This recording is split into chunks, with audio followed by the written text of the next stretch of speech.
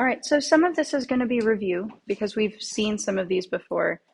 Some of, I don't know if any of these are new to you. They might be. Okay. So first things first, let's just do a preliminary how to recognize. Bless you.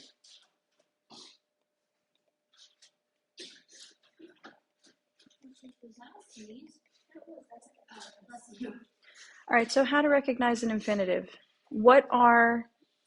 Which principal part is my infinitive? Good. Okay, so if you know your principal parts, the second principal part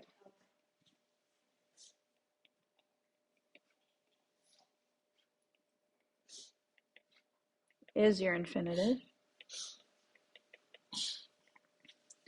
Okay, now those principal parts, the second principal part rather, can take four, well, what are the four infinitive endings that we look for? Good. Okay, so I got ARE, long ERE, short ERE, and IRE. Good. Okay. Yes. Is the ARE and the IRE have Yep.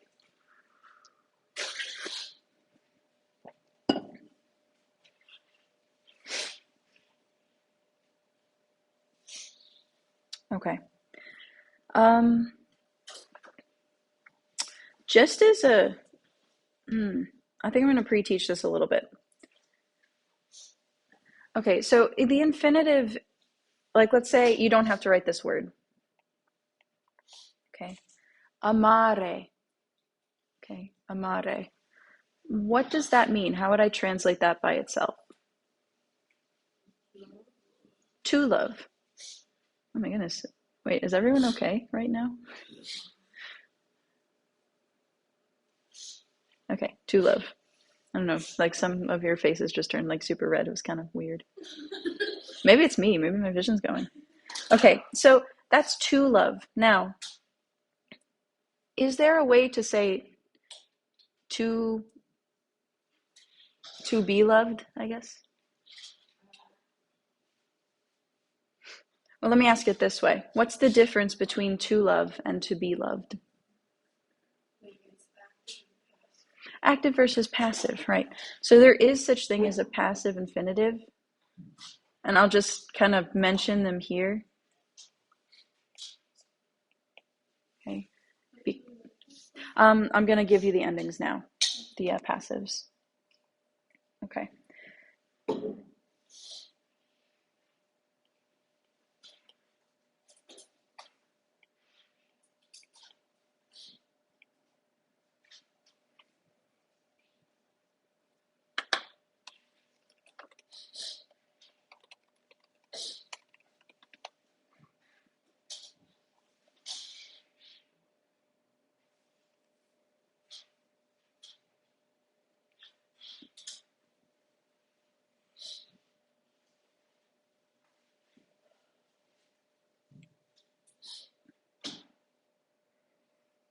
This one's just E. I knew it was weird. And E. Okay, so there are more infinitive endings than just that, or just those four. Okay, now these are the passive ones. Okay, they're pretty easy to recognize. It's just passive form. I'm not going to test you on those, though. Like, I don't expect you to know these. I just wanted to mention them so you know that they do exist. We will come across them later. All right. So that's how you recognize them. Now let's talk about uses.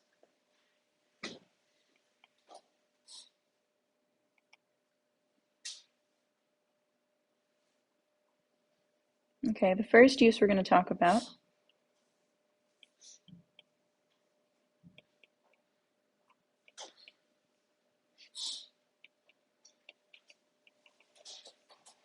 is a complementary infinitive. Okay, can someone explain in their own words what a complementary infinitive is?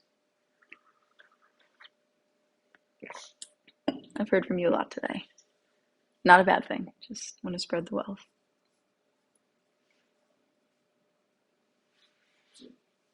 Tiff? It's like something that completes, like, I don't know how to explain it, but like, we talked about it and it like completes, like, you need like another word.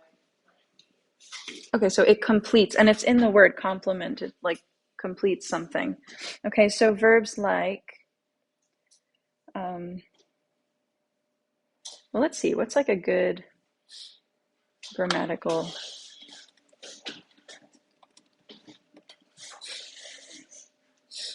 All right, let's give you like a legit definition.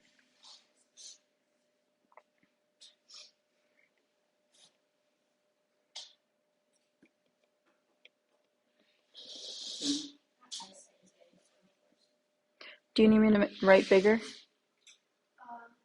just swear it's fine. I'll write a little bigger. Actually, Lisa, while you're up, can you shut the lights? No. Oh, sorry. Thank you. Is that font size better? Okay. Infinitive used.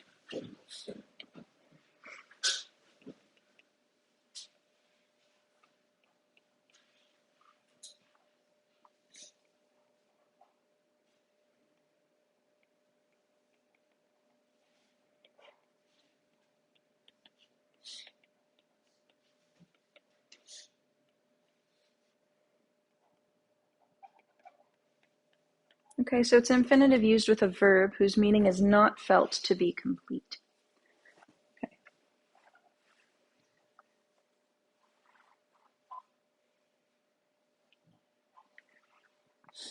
Okay, so some examples of verbs like this, verbs that require an infinitive. Nole. What does that mean? Let's review them. Another one, parare. How about, what does that one mean? Good.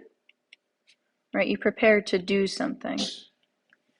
You don't want to do something. Okay, how about this one? Posse. Good. Yeah, to be able to do something. Bless you. Annabelle. Is that since this is already like passive, is that a passive form? It's actually not passive. It's just, and no, there wouldn't be a passive form for that. Because it wouldn't make sense to say like to be abled, I guess is the best. Maybe, but I can't think of a way that would, to be abled. Yeah, I can't think of any instance where I've seen that. Possum posse. And possum posse is actually irregular anyway. So the passive form, like the passive forms would be irregular also.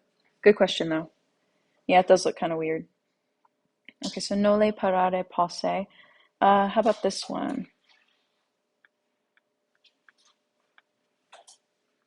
Timere.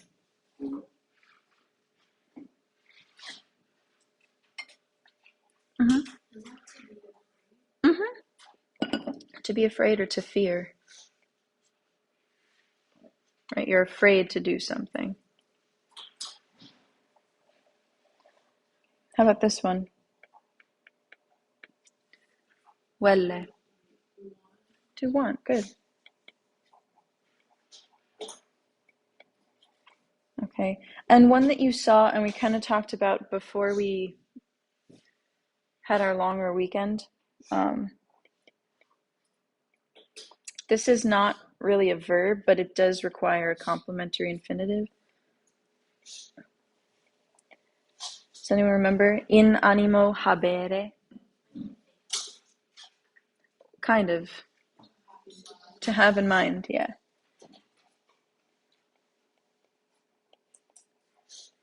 Okay, when you have something in mind to do something, it means you're thinking about doing something.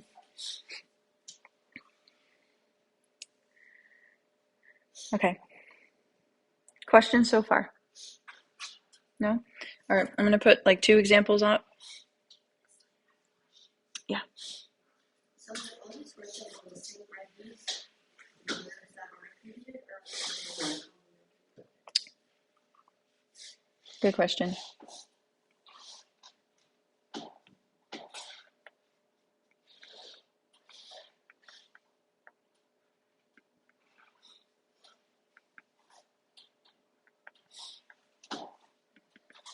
All right, so these are just words that require a complementary infinitive.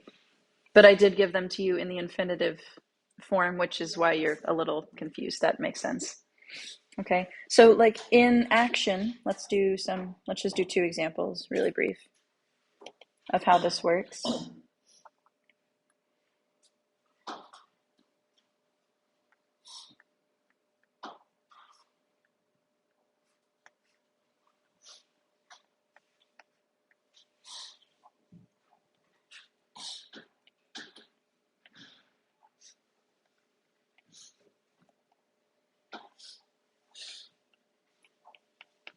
Okay, in this sentence, Marcus arboris ascendere non vult.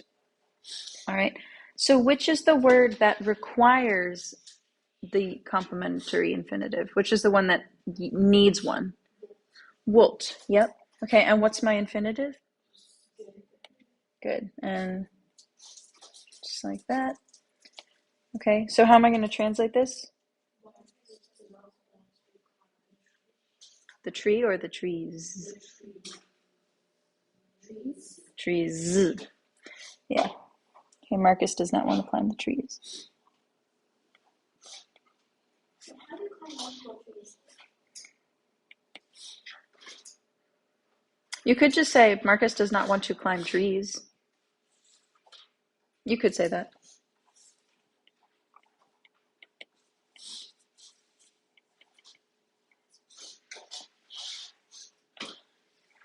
Okay, one more example.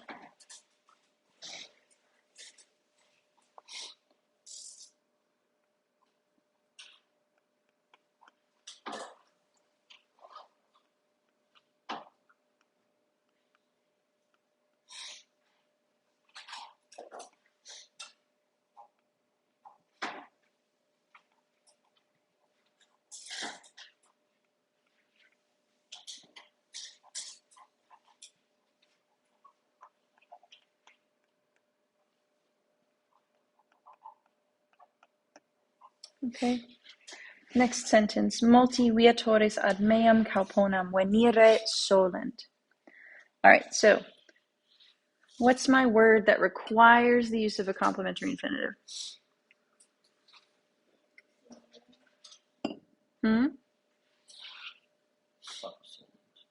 Solent is my main verb, to be accustomed to do something. What's my infinitive then? Venire, good. Okay, so multi viatores. Good, many travelers.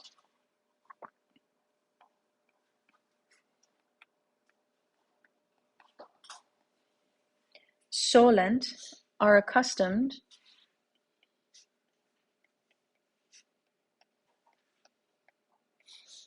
to venire, to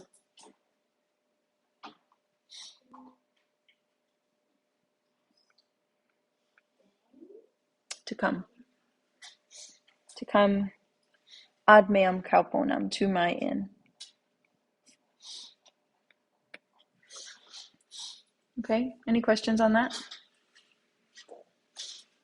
No? Ready, just highlight the infinitive. All right, so that's how the complementary infinitive is used. Any questions on that? All right, so if it's completing something like a verb, it's complementary infinitive.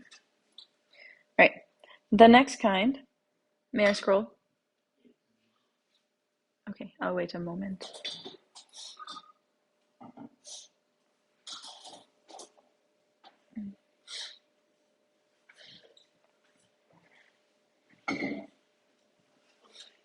You good?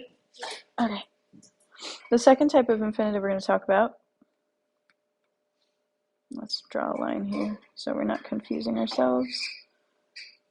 Okay.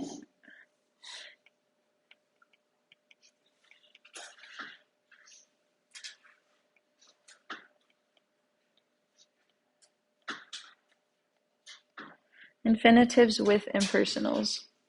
Have you seen this abbreviation, by the way, before? Okay.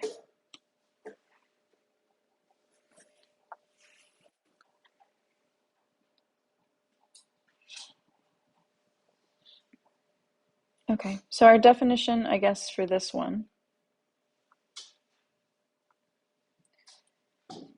Let's define an impersonal. Does anyone remember an example of an impersonal, by the way?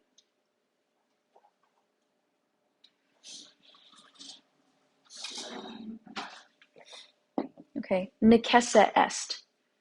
Necesse est. What is necesse est? It is necessary. Or licet. It is allowed. Okay, so the reason it's called an impersonal is because we supply, let's see, an impersonal supplies the subject it.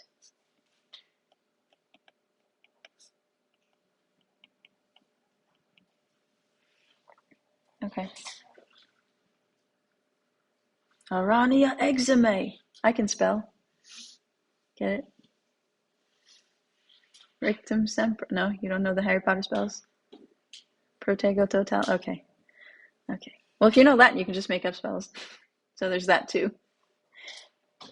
Okay. So the impersonal supplies the subject it, and infinitives.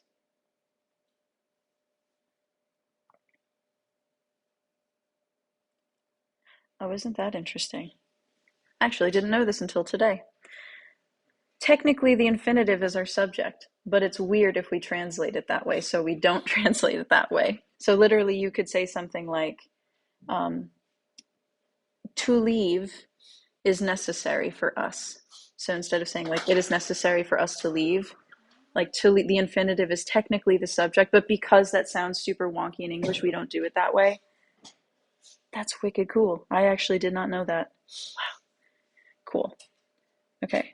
But anyway, it's pretty straightforward. So let's do an example. Well, let's put some impersonals down.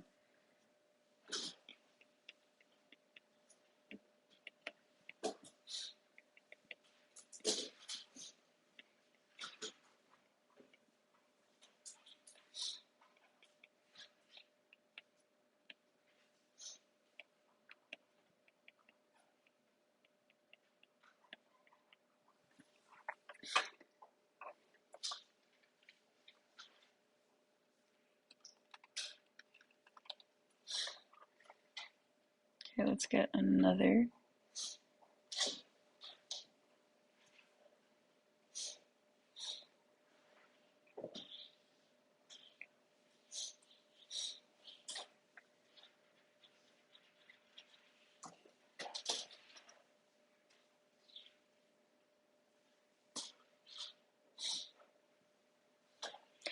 Ooh, here's one for you.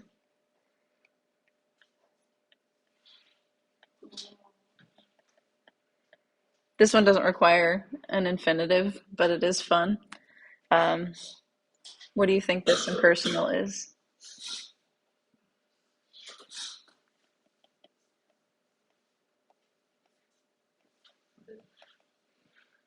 It grows late. Like, ad vesperaskebat. I thought you might enjoy that one. That's what it means, yeah. Yeah.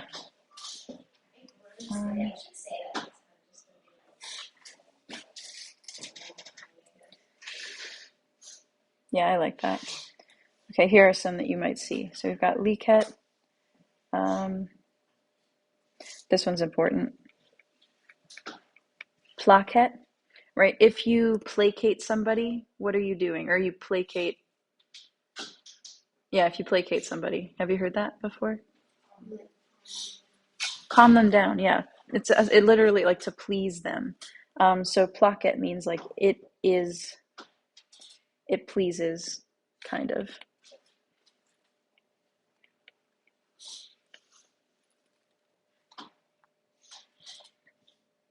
Okay, here's another one you might see.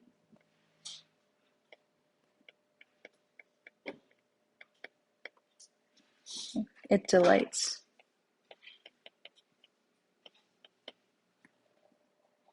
I think that should, I mean, there are a bunch, but I don't think I need to give them to you. So those ones are pretty obscure. Okay. All right, so all of these, aside from Westberosket, requires an infinitive. Okay, let's just do one example of that. My goodness, you all right? Huh, you must be allergic to Latin. That's true.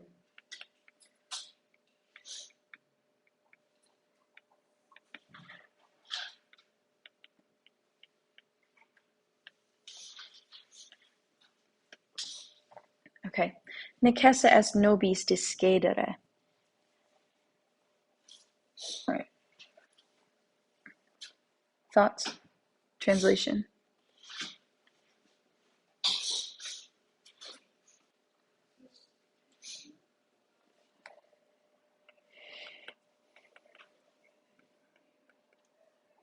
It is necessary. Nobis. Does anyone remember what case nobis is?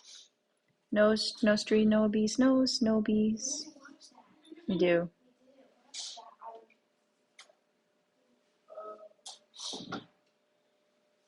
What's the third one down?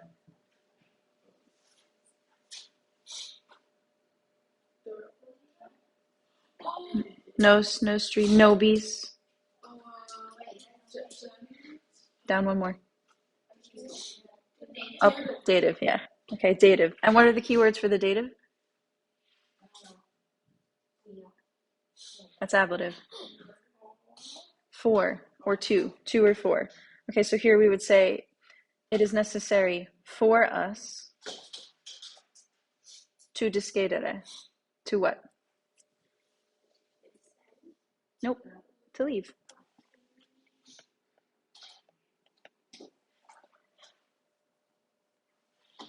Okay, I'll give you one more.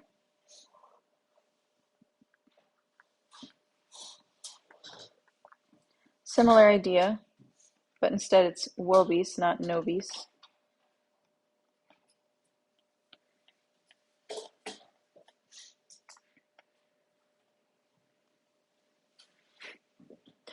Y'all will walk into Canis and I might say this to you. Nope. Oh, geez, that's right. Licet. It is allowed.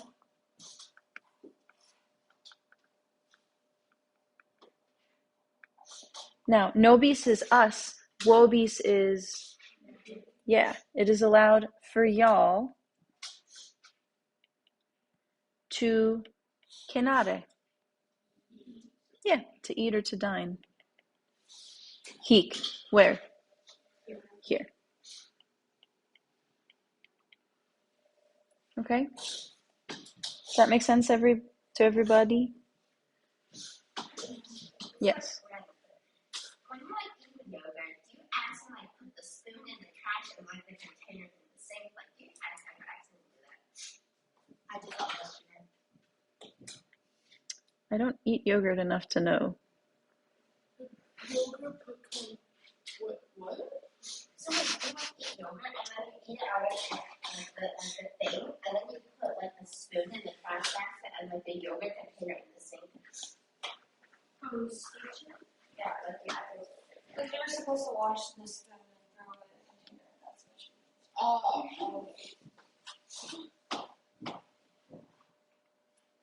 Oops.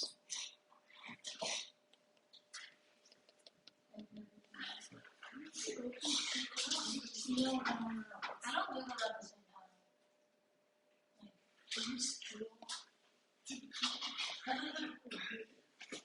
Okay, the infinitive as the subject of est is another one. I don't know that we've ever formally talked about this one, but it does happen and you've seen it before.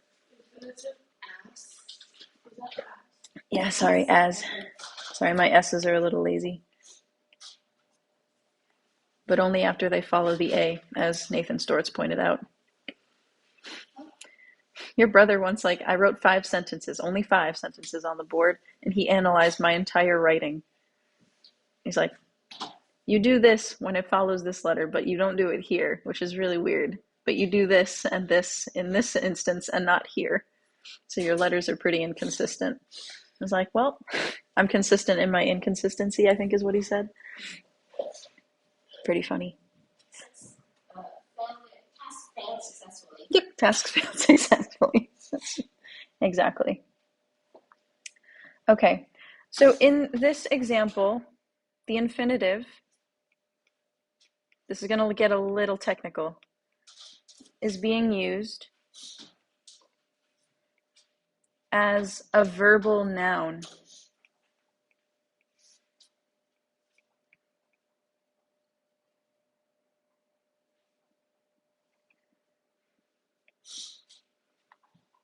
And just know that it's neuter in gender.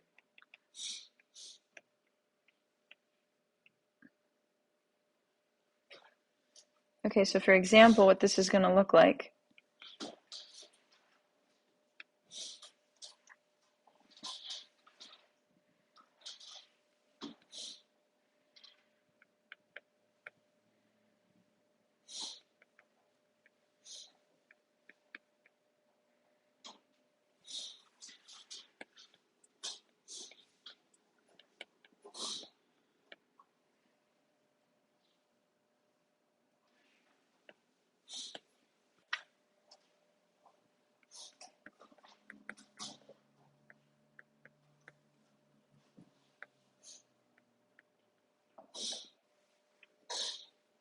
Okay, certe in agris pernoctare est periculosum.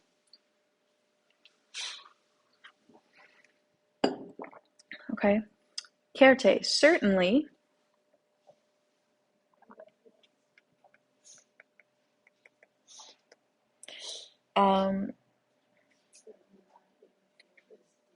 Yeah, to spend the night in the field is dangerous.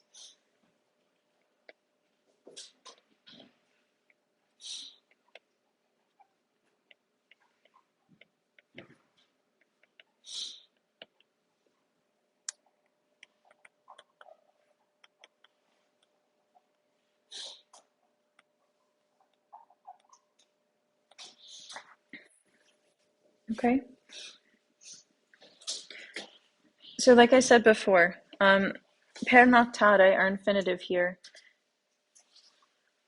is being modified, like it's being used as a verbal noun, and it's being modified by periculosum. Okay, now periculosum, what gender is that adjective? It's neuter because the verbal noun is neuter. It just is that way. So you can't use a masculine. Yeah, you wouldn't be allowed to say periculosus or anything like that. It would have to be a neuter adjective to modify. Can you change the gender of adjectives? Adjectives can change gender, nouns cannot. And verbs technically don't have gender, except in this one really weird instance. So pernoctare, even though it's a verb, it's technically neuter in gender, even though verbs don't normally have gender. Almost similarly to like an impersonal. Like, so you could also say, like, it's almost like an impersonal. It is dangerous. It is not like any actual subject. It's just some like nebulous it thing. So it would be neuter. So that's what makes it neuter.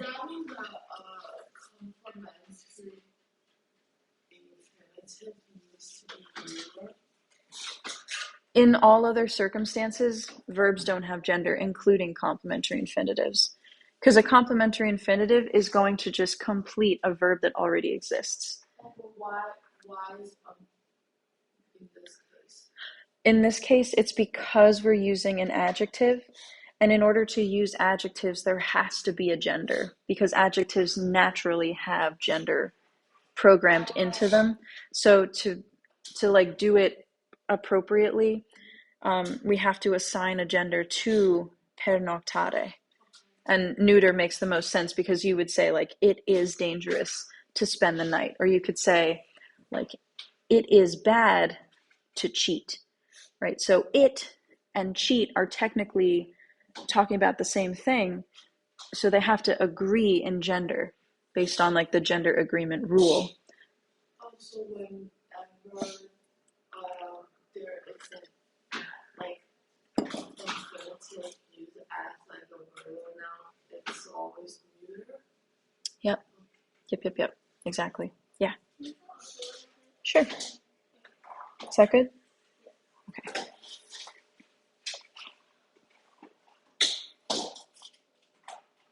Okay, there's only one more, and then we're going to do some low-key translation work. So this won't be like, I know this is a lot. I'm sorry. I'm throwing a lot at you right now. It's Tuesday. Mi dispiace. No, it feels like a Thursday. It doesn't feel like a Tuesday. Yeah. Well, yesterday was like weird. Yesterday felt weird. Yesterday felt like a Friday to me. Yeah. Yesterday was fun, but so like tired. My friends in California gets that day off. Well, let me ask you guys, like, were any of you like emotionally destroyed by the end of the day? Or were you guys okay? Did you guys notice people crying around you during the movie? I noticed someone was sleeping, but Yeah, some people were sleeping. no, me and Scarlett were actually like terrified. Like when there was like violent scenes, I was like this. Yeah. Okay. Well, I'm glad you guys had a reaction. I was like nervous that nobody even felt anything. It was a great movie. Very emotional. My friend commented that it was kind of biased. True. It was kind of biased, but it was a good movie. It's just kind of biased. I guess every movie's kind of biased. Yeah, I mean, yeah. So, but I think for what it was very good. All right, last one. Sorry, I just wanted to ask that question.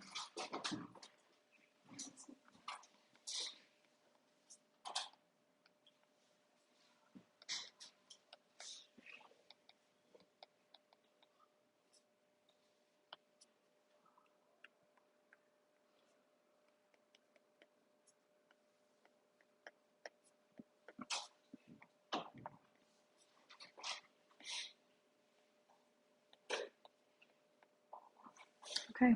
Last example, accusative and infinitive with verbs like docere and ubere. Okay.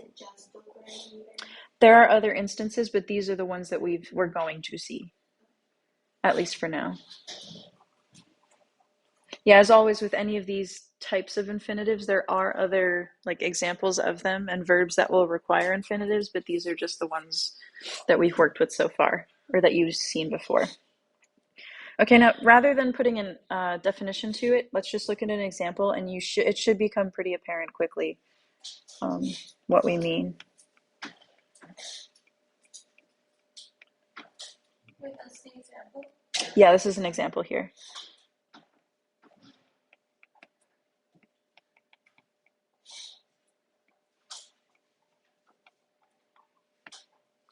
Okay, now in order to do this, I'm going to mark it up in, let's do it in a not so terrible red. Okay, Aurelia, yikes, Corneliam docet vilam curare. Okay, so who's my subject here?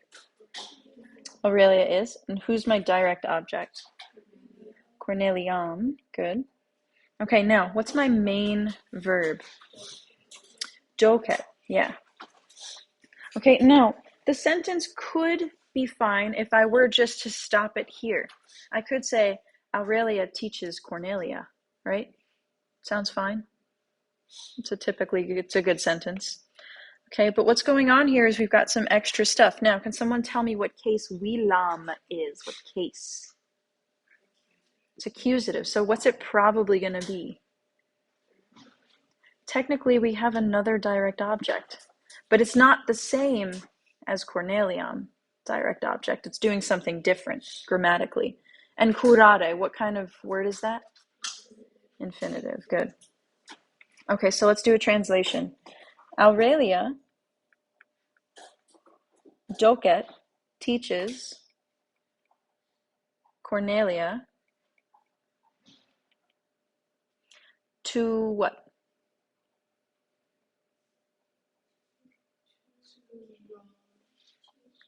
You're thinking kuro kurare. Sorry, kuro kurare. This is kuro kurare. If you curate something, if you're a curator at a museum, what is your primary function?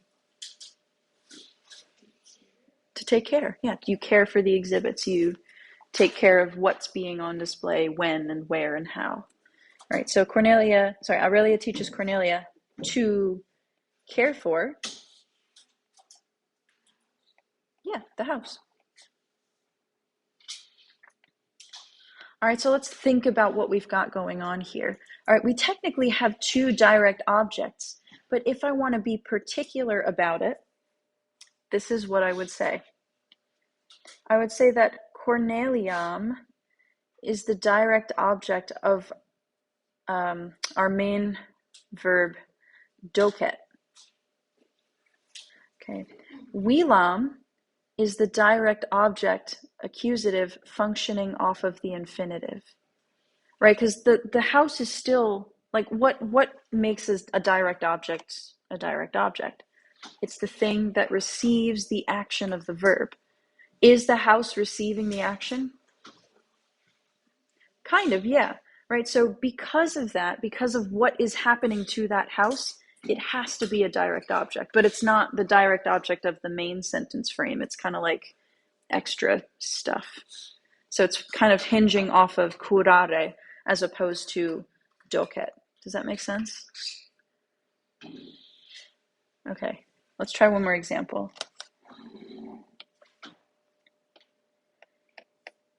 And it's the last one, by the way.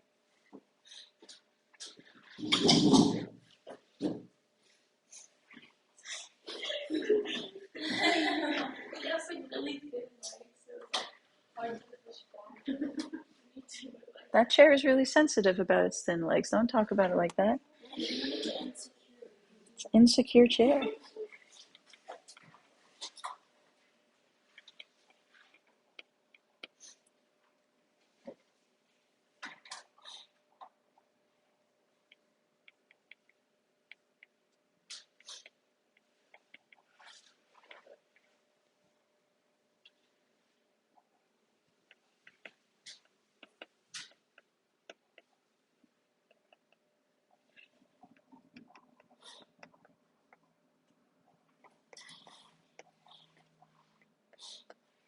All right, last one. Ankilam jubet alias tunicas et stolas in kistam ponere. All right.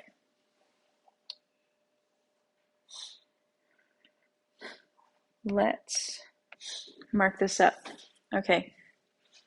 Do I have a nominative noun representing my subject in this sentence? Nope. So who is my subject?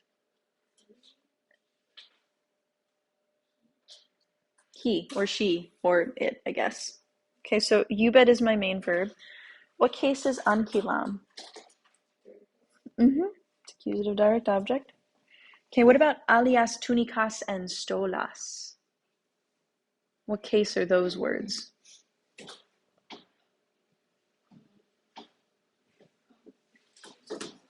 They're accusative, right? Think of our first declension.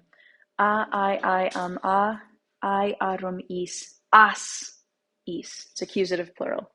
Okay, so these are all, I'm going to kind of underline them so you know they're all together. It's a direct object also. What about in keystam? What am I going to do with that? Good. Okay. But wait, Miss Slade, keystam is accusative. Why is it not a direct object? Yay! And what do you do in the accusative? And what do you do in the ablative? And what do you also sometimes do in the ablative? Good. Okay, and ponere. What type of word is that? It's an inf. Good. Okay. So let's say my subject is she. She, you bet, orders Ankilam, who? Yeah, a slave lady. To what? Pono ponere. Posui positus, which gives rise to the word deposit. Place, yeah, to put her to place. So she orders a slave lady to place, or to, well, let's say to put. Alias tunicas and stolas, other what?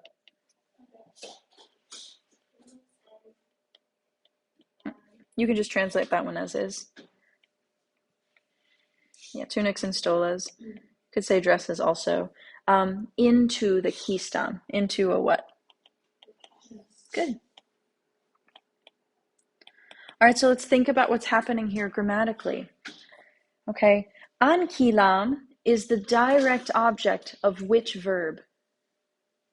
It's functioning off of which verb?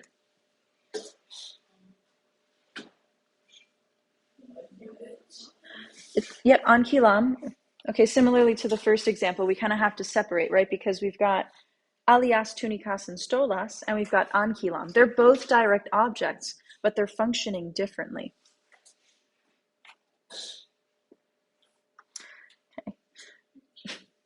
Okay. Thanks. I meant to hit your shoulder. My aim is not that great.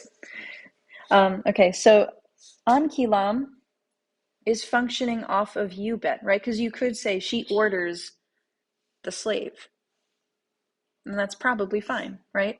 So the slave is being ordered. That those two things are related. Okay, but alias, tunicas, and stolas are functioning not off of you bet, but off of what? Ponere, right? To put these things somewhere, right? So a verb will govern a direct object. Does that make sense? Okay, so verb is related to an accusative, and there's a relationship there. Okay, all right, that one was a little tricky. When you see it, you'll kind of recognize it.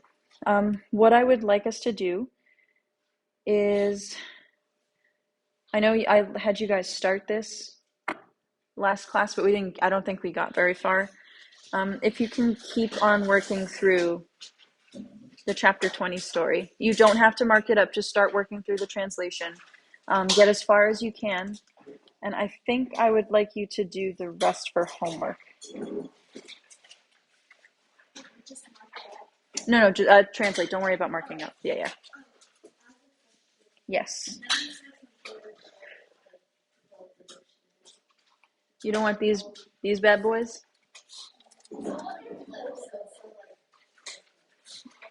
But I worked so hard on these. You have the view from the dictionary, but can I use that for the chapter thing? And can I use this to write it on? It's not presenting stuff. My brain hurts.